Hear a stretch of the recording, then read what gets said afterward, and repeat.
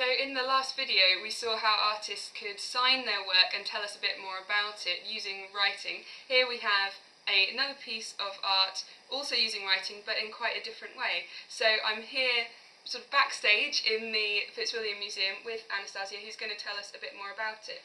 So we have this pot here. What would it actually have been used for? Well, this is an amphora. It would have been used for storing and transporting liquids, any kind of liquid like wine, water, anything else you need it. But it's mostly used in the ancient times to transport wine. Judging from its shape and its size, because it's not a very big amphora, this was something that would be used to store wine and just before it's being served in a symposium, in a drinking party in antiquity.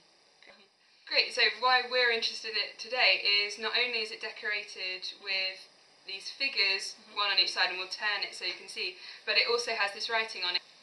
So on this side we have a figure of a young man, a boy, and the writing goes over his head and down to his side, and it says Hopais Kalos, which means the boy is beautiful in Greek.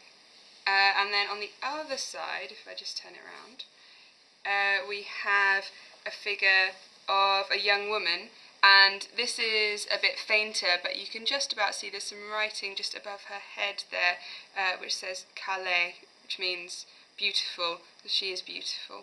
Okay, so why, if we have the figures, do we need the writing as well to tell us something about the figures? I think it would be obvious from the image, but because these acts of praising the beauty and the good education and the good upbringing of young men was something that older men would definitely do as part of a symposium gathering, I think this enhances the